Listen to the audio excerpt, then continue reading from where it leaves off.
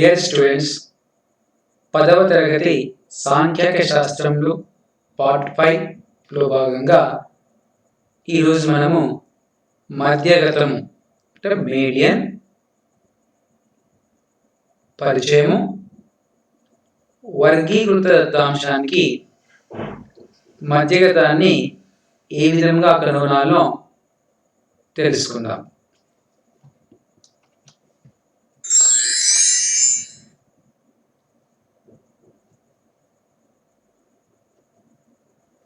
మధ్యగతం అనేది కేంద్ర స్థాన విలువల్లో ఒకటి. ఇది ఇవ్వబడిన రాశులు లేదా పరిశీలనాంశముల యొక్క మధ్య విలువని ఇస్తుంది.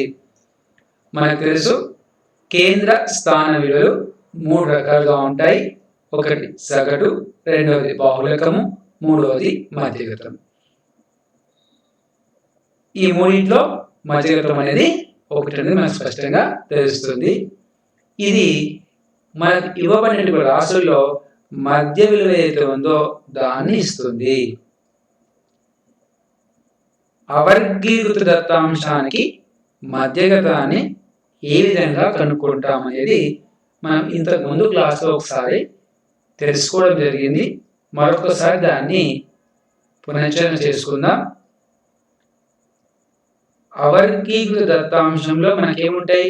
రాశులు ఉంటాయి లేదా విలువలు ఉంటాయి.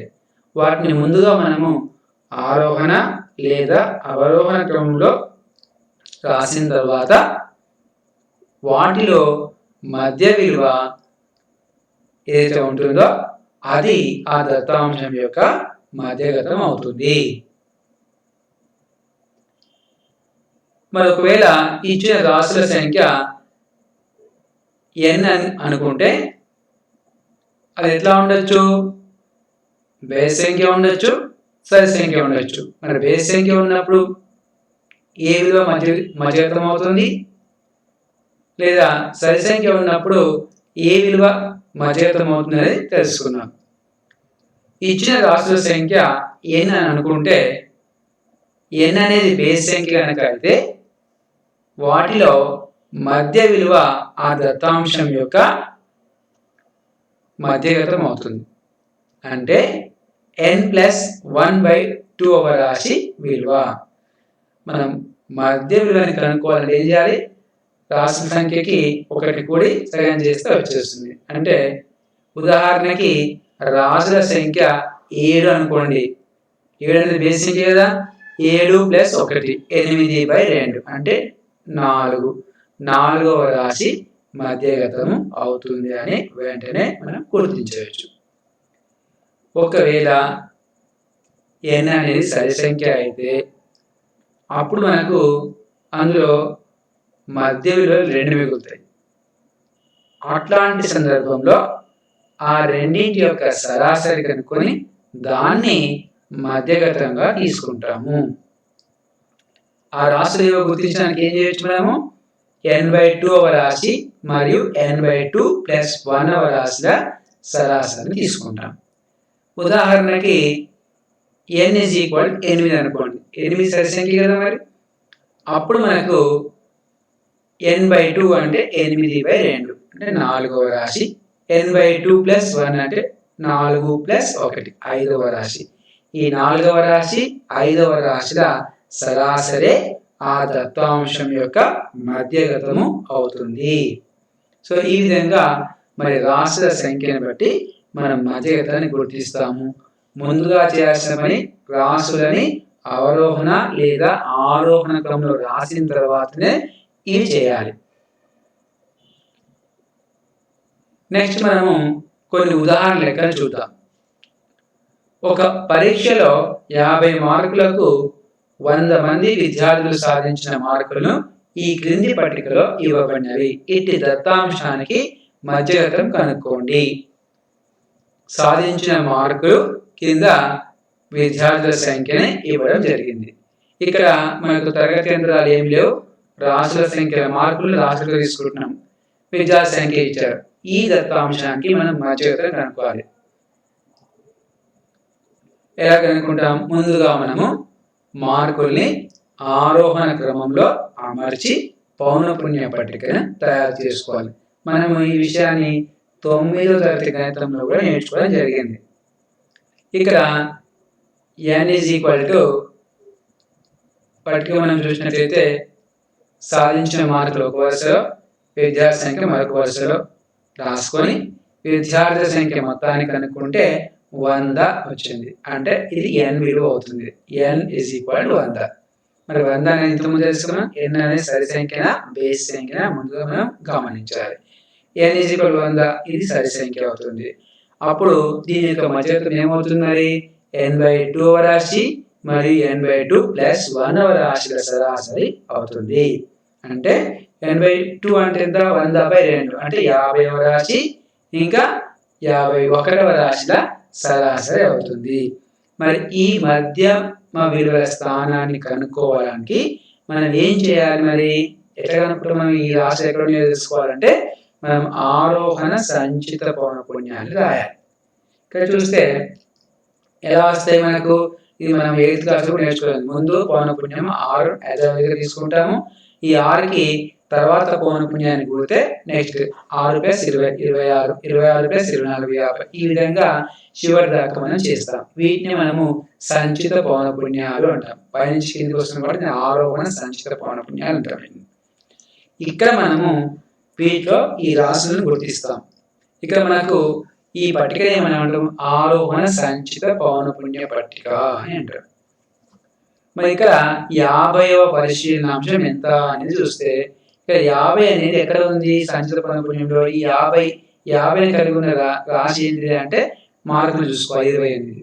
అలాగే 51వ రాశి ఎంత ఉంటుంది నెక్స్ట్ అంటే 50 వరకు 28 అయితే 51 రాశి ఇలా వస్తుంది. ఈ 75 దాంట్లోకి వస్తుంది కాబట్టి అది 29 అవుతుంది. ఈ 28 + 29 సరాసరి మధ్యగతాన్ని సూచిస్తుంది. మధ్యగతం = 28 + 29/2 అంటే 57/2.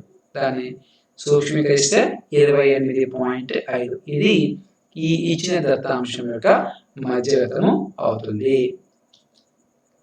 మధ్యగత మార్కులు 28.5 అనేది అంటే ఏంటిది? సరిగ్గా మనం మధ్య విలువను సూచిస్తుందని అంటే 50% మంది విద్యార్థులకు 28.5 మార్కుల కంటే తక్కువ వచ్చినాయని, 50% మంది విద్యార్థులకు 28.5 మార్కుల కంటే ఎక్కువగాను వచ్చాయని తెలుస్తుంది. మనం ఈ విధంగా మనం దీన్ని విశ్లేషణ చేయవచ్చు. ఇక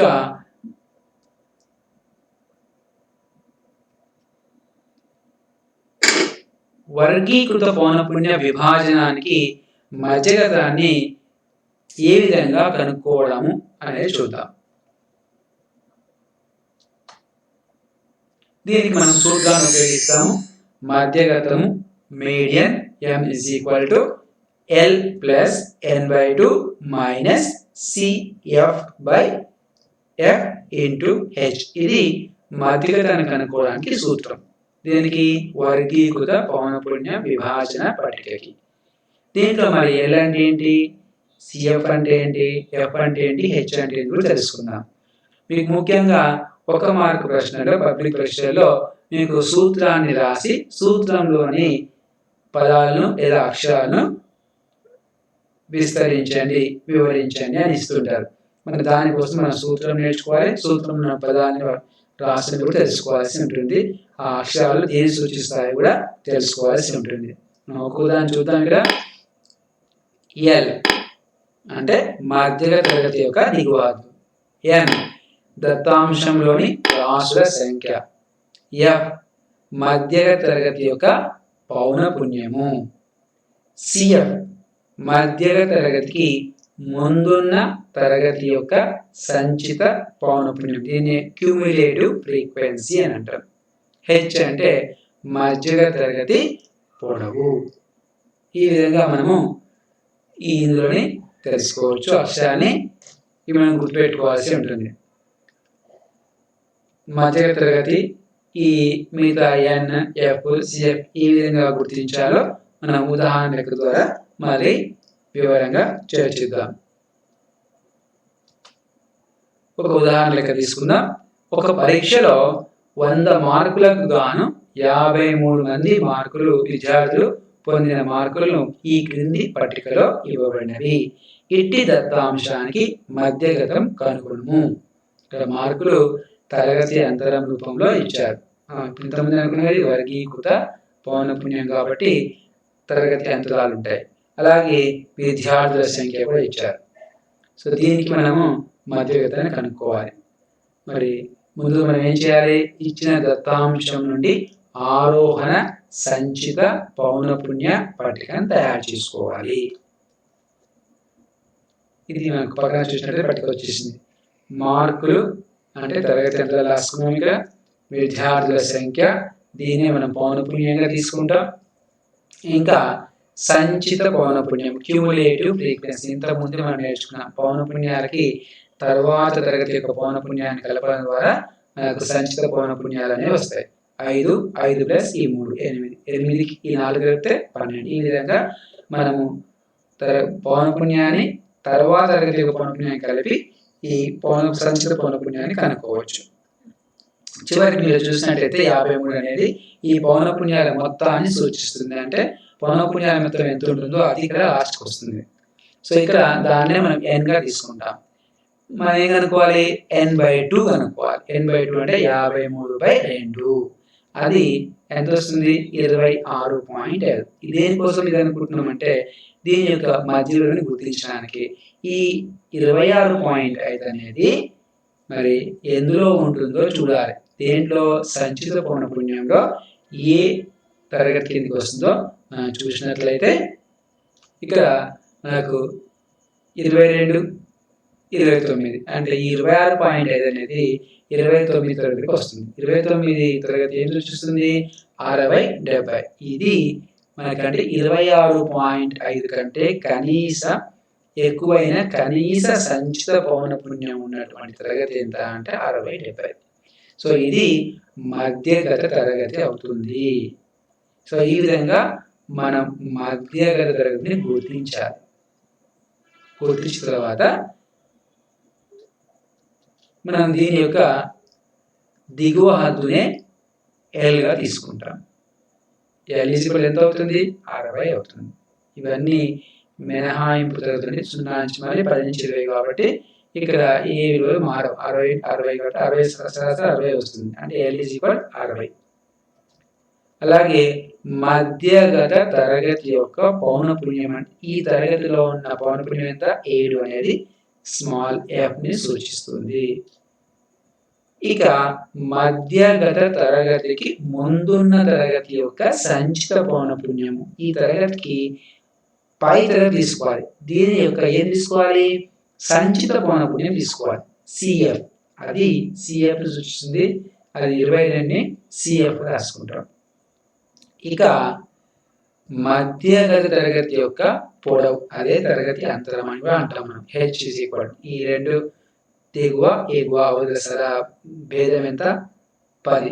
అది తరగతి యొక్క పొడవు లేదా తరగతి అంతరంగా తీసుకుంటాం. మరి ఈ వివరాలన్నీ మనకు వచ్చేసినాయి కదా. మనం ఇంతకు ముందే మధ్యగతాన్ని కనుక్కోవడానికి ఒక సూత్రాన్ని తెలుసుకున్నాం. ఆ సూత్రంలో ఇవన్నిటిని కూడా మరి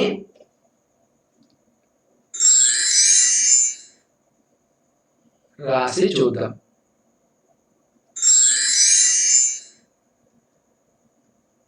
మధ్యగత సూత్రం ఒకసారి చూసుకోండి. L + n/2 - CF/F × H. దీంట్లో మనం ఇంతకు ముందు రాసుకున్నటువంటి విలువల్ని ప్రతిక్షేపిద్దాం. L అంటే 60, n/2 అంటే 26.5 - 22, F అంటే 7, H అంటే 10. 60 ప్లస్ ఇది తీసివేస్తే 4.5/7 × 10.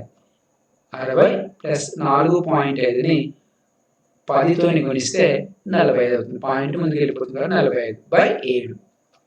60 ప్లస్ దీన్ని 45ని 7తో భాగారం చేస్తే మనకి ఏమొస్తుంది? 6.4. ఈ రెండింటిని కూడితే 66.4 అనేది మనకు ఇచ్చినటువంటి దత్తాంశం యొక్క మధ్యగతం అవుతుంది. సో ఈ విధంగా మనం వర్గీకృత పౌనఃపున్య విభాజన పట్టికకి మధ్యగతాన్ని కనుక్కోవడం జరుగుతుంది. అంటే దీన్ని ఒకసారి విశ్లేషణ చేస్తే మనకు అంటే సగం మంది విద్యార్థులకు 66.4 కన్నా తక్కువ మార్కులు, మిగిలిన సగం మంది విద్యార్థులకు 66.4 కన్నా ఎక్కువ మార్కులు వచ్చి ఉంటాయి అనేది మనం తెలుసుకోవచ్చు. ఇక ఇంకొక ఉదాహరణ కూడా చూద్దాం. ఒక పాఠశాలలోని 10వ తరగతి బాలికల ఎత్తు గురించి చేసిన సర్వే ఫలితాలు ఈ క్రింది పట్టికలో ఇవ్వబడినవి. వారి ఎత్తుల మధ్యగతాన్ని కనుగొనండి అని ఇచ్చారు. ఇక్కడ పట్టిక మనకు ఎత్తు ఇచ్చారు, బాలికల సంఖ్య 140 కన్నా తక్కువ, 145 కన్నా తక్కువ, 150 కన్నా తక్కువ అని ఇచ్చి దీనికి సంబంధించిన బాలికల సంఖ్య ఇచ్చారు. 140 కన్నా తక్కువ ఎంతమంది ఉంటే 4, 145 కన్నా తక్కువ ఎంతమంది ఉంటే 11, 150 కన్నా తక్కువ 29, ఆ విధంగా 165 కన్నా తక్కువ 51. ఇక్కడ డైరెక్ట్ మనకి తరగతి అంతరాలు ఇవ్వకుండా ఈ విధంగా ఇవ్వడం జరిగింది. అంటే మనకి మనం చేయాల్సిన లెక్కకు ఎలా సాధిస్తాం ఇలా ఇచ్చినప్పుడు చూద్దాం. ముందుగా మనం ఏం చేయాలి అంటే తరగతి అంతరాలను, వాటి సంబంధిత పౌనపున్యాన్ని కనుక్కోవాలి. ఇక్కడ ఇచ్చినవి కూడా అంతరాలు కావు, ఇక్కడ ఇచ్చినవి కూడా పౌనపున్యాలు కావు. అంటే మనం ఎలా కనుక్కుంటాము? దీంట్లో ఇచ్చిన విలువలు ఎగువ హద్దు కన్నా తక్కువ సంచిత పౌనపున్యములు. ఇవి 140 కన్నా కేంద్రంలో 165 వరకు ఉన్నాయి. ఇక్కడ 165 కన్నా తక్కువ ఉన్నటువంటి ఇది ఏం పౌనపున్యం అంటే సంచిత పౌనపున్యం. ఇంతకుముందు క్యూములేటివ్ ఫ్రీక్వెన్సీ అది ఇచ్చారు ఇక్కడ. అంటే 165 అనేది ఎగువ హద్దు అనుకుంటే దానికన్నా తక్కువ సంచిత పౌనపున్యం అయితే 51 మంది 161 ఎంత తక్కువ అంటే 46 మంది. ఇట్లా మనం తీసుకుంటాం. దీంట్లో అంటే ఇక్కడ ఎత్తులు ఏ విధంగా ఉన్నాయి? 140, 145, 150, 155, 160, 165. ఇవి ఏమవుతుందంటే ఎగువ హద్దులు అవుతాయి. ఏమవుతాయి అంటే ఇక్కడికన్నా తక్కువ ఉంటుంది కాబట్టి ఎగువ హద్దులు అవుతాయి. అంటే వీటిని తరగతి అంతరాలుగా మారిస్తే మనకి ఏమొస్తుందంటే ఎక్కడి నుంచి మొదలవుతాయి? 140 కన్నా తక్కువ. అంతకుముందు ఏమవుతుందో 0 తీసుకుంటే 0 నుంచి 140 అనుకుంటే 140 నుంచి నెక్స్ట్ 140 తక్కువ 140, 145, 145, 150 ఈ విధంగా మనం తీసుకోవాలి. ఇక్కడ పై పట్టికను పరిశీలిస్తే 140 కన్నా తక్కువ పొడవు ఉన్నటువంటి బాలికల సంఖ్య 4. అంటే 140 కన్నా తక్కువ తరగతి యొక్క పౌనపున్యం ఎంత అంటే 4. 145 కన్నా తక్కువ మంది పొడవు అంటే 11 మంది. మరి 140 నుంచి 145 వరకు ఉన్నటువంటి పౌనపున్యం ఎంత అవుతుంది అంటే ఇక్కడ 11, ఇక్కడ నుంచి అంతకుముందు 4 ఉన్నారు అంటే 11 మైనస్ 4 7 అవుతుంది. ఈ విధంగా మరి నెక్స్ట్ పౌనపున్యం ఏమవుతుంది? 140 నుంచి 50 అంటే 29 మైనస్ 11 అప్పుడు 18 అవుతుంది. ఈ విధంగా మిగతా పౌనపున్యాన్ని కనుక్కొని మనం పట్టికని తయారు చేసుకోవాలి. ఆ పట్టిక ఒకసారి చూసినట్లయితే ఇక్కడ తరగతి అంతరము 140 కన్నా తక్కువ ఫస్ట్ వస్తుంది. ఇక్కడ తక్కువ అంటే ఇక అంతకుముందు ఎంత ఉండొచ్చు అన్నట్టు. పౌనపున్యము 4 ఫస్ట్ యాసిడ్ గా ఉంటుంది. నెక్స్ట్ 140 నుంచి 145 దాకా తీసుకుంటే 11 మైనస్ 4 7. మరి ఇక్కడ రాసింది సంచిత పౌనపున్యం ఇచ్చిందే ఇక 4, 4, 7, 11 ఈ విధంగా వస్తున్నాయండి.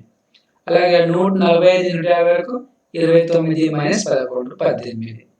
ఈ 40 మైనస్ 29 నెక్స్ట్ దానికి 46 మైనస్ 40 155 60 తరగతికి. అలాగే 160 165 తరగతి తీసుకోవాలి. 51 మైనస్ 46 తీసుకోవాలి. అప్పుడు 5 వస్తుంది. సో ఈ విధంగా తరగతి అంతరాలని పౌనపున్యాన్ని కనుక్కోవాలి. సంచిత పౌనపున్యాన్ని ఇచ్చిన దాన్ని రాసుకోవచ్చు లేదా కూడి కూడా రాసుకోవచ్చు. ఇక్కడ మనము దత్తాంశంలోని లాస్ట్ దగ్గరికి మనం చూసినట్టు సంచిత పౌనపున్యం ఎంత వస్తుంది? లాస్ట్ 51 కదా. ఈ కూడిన మనకి 51 వస్తుంది. 51 కాబట్టి 51తో మనము n/2 అనుకోవాలి. బేస్ సంఖ్య కాబట్టి n/2 ఎంత మరి? 51/2 ఎంత వస్తుంది? 25.5 వస్తుంది. ఈ 25.5 ఏ సంచిత పౌనఃపున్యం కిందకి వస్తుందో మనం చూడాలి. దేని కిందకి వస్తుంది ఇది? మీరు చూడొచ్చు 29 కాడికి వస్తుంది. దీనికన్నా 11 దాకా రాదు. 29 కూడా 29 లైన్‌లో వస్తుంది. 29 ఉన్నటువంటి తరగతి ఎంత? 145, 50. ఇది మధ్యగ తరగతి అవుతుంది. అంటే ఇక్కడ మనకు 25.5వ రాశిని కలిగి ఉన్నటువంటి సంచిత పౌనఃపున్యం చెందిన తరగతి ఎంత అంటే 145, 150 అనేది అవుతుంది. ఇదే మధ్యగత తరగతి అవుతుంది. దీని యొక్క దిగువది ఎంత? 145 అనేది Lను సూచిస్తుంది. ఇక మధ్యగత తరగతి యొక్క పౌనఃపున్యం ఎంత అంటే F. అది 18. మనం ఇంతకుముందు పట్టికలో గమనించవచ్చు. అలాగే దీనికి ముందు ఉన్నటువంటి తరగతి యొక్క సంచిత పౌనఃపున్యం CF క్యుములేటివ్ ఫ్రీక్వెన్సీ అది 11 అవుతుంది. ఇక మధ్యగత తరగతి యొక్క పొడవు ఎంత అంటే H. అది తరగతి ఎంత? 145, 150 తేడా ఎంత ఉంది? 5. సో అది తరగతి యొక్క పొడవు లేదా తరగతి అంతరం అవుతుంది. అది 5గా తీసుకుంటాం. సో ఇక్కడ ఈ విలువలన్నిటిని కూడా మరి సూత్రంలో ప్రతిక్షేపిద్దాము. అది L plus n/2 minus CF/F into H అనే సూత్రం. దీంట్లో L అంటే 145 plus 25.5 minus 11 CF by small f అంటే 18 ఇంటూ 5. 145 ప్లస్ తీసివేస్తే 14.5 వస్తుంది బై 18 ఇంటూ 5. ఇక మనము 145 ఇది గుణించినట్లయితే 72.5 బై 18. 145 ప్లస్ ఈ పాయింట్ తీసేసి కింద ఒక 0 వస్తుంది కదా, 725 బై 180 వస్తుంది. సో 145 ప్లస్ దీన్ని భాగిస్తే మనకు 4.03 వస్తుంది. ఈ రెండింటికి కూడితే మనకు 149.03 అని వస్తుంది. ఇదే ఈ దత్తాంశం యొక్క మధ్యగతము అవుతుంది. ఇక దీన్ని మనం వివరణ రాయదలుచుకుంటే తరగతిలో 50% మంది బాలికలు 149.03 కంటే ఎక్కువ పొడవు, మిగిలిన 50% మంది 149.03 సెంటీమీటర్ల కంటే తక్కువ పొడవు కలిగి ఉంటారు అని చెప్పవచ్చు. సో ఈ విధంగా మనము వర్గీకృత పౌనఃపున్య విభజనానికి మనం మధ్యగతాన్ని కనుక్కోవచ్చు సూత్రాన్ని ఉపయోగించి. ఇంకొక సమస్యని చూద్దాం. ఈ క్రింది దత్తాంశం యొక్క మధ్యగతము 525 మరియు దత్తాంశంలోని రాశుల మొత్తం 100 అయిన x, y విలువలు కనుగొనండి. పట్టికలో CI అంటే తరగతి అంతరము, FR అంటే పౌనఃపున్యం ఫ్రీక్వెన్సీ, CI అంటే క్లాస్ ఇంటర్వల్ అని తీసుకోవాలి అర్థం. ఇక్కడ క్లాస్ ఇంటర్వల్ తరగతి అంతరం ఇచ్చాడు, పౌనఃపున్యం ఇచ్చాడు. 0 నుంచి 100, 100 నుంచి 2 ఈ విధంగా ఇచ్చాడు.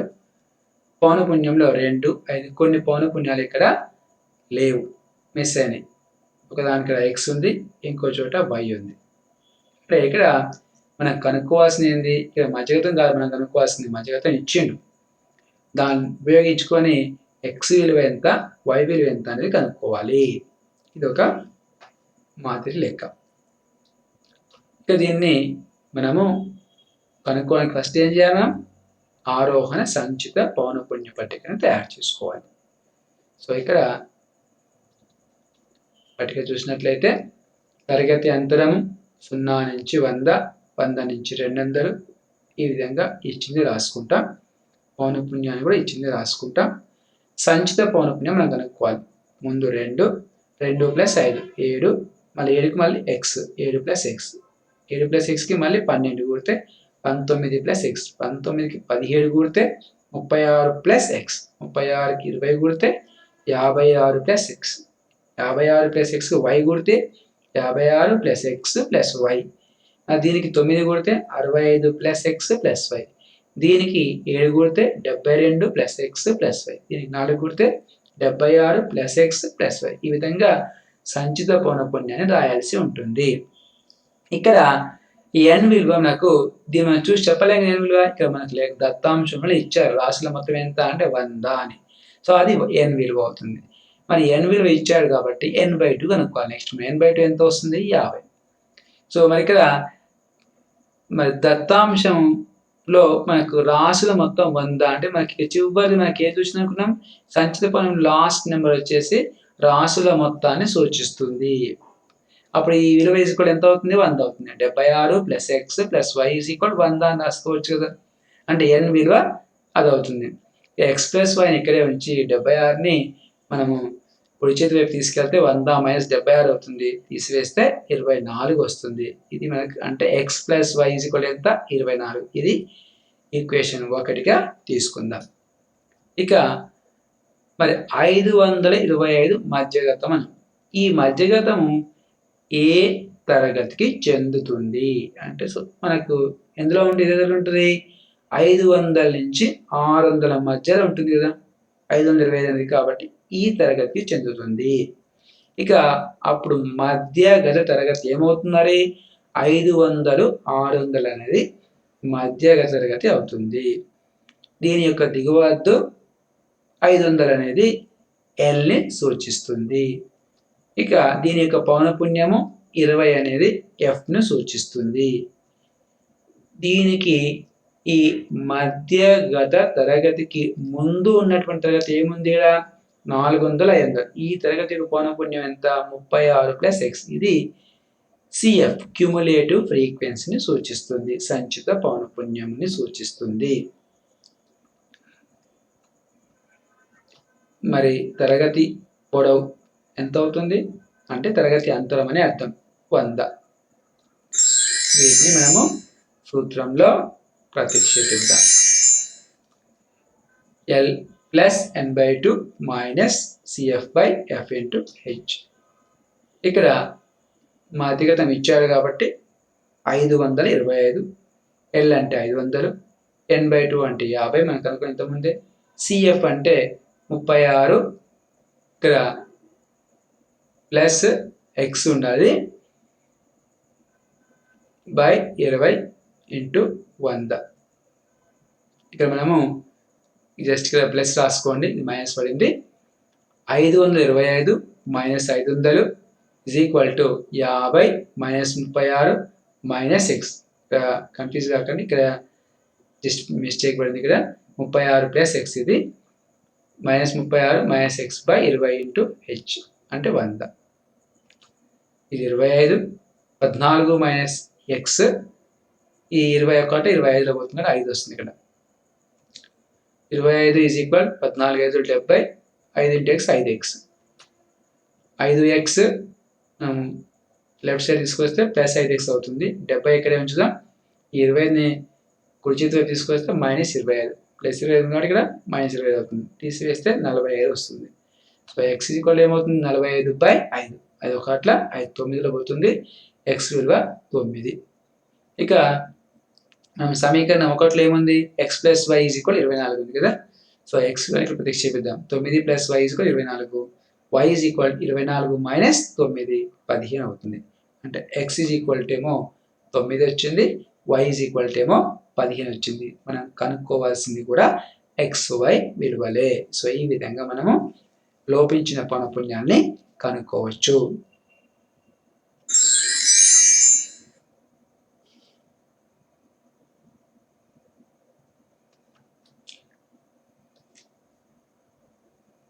సో ఈ విధంగా మీరు మధ్యగతము తర్వాత మధ్యగతానికి సంబంధించినటువంటి సూత్రాన్ని తెలుసుకోవడం జరిగింది.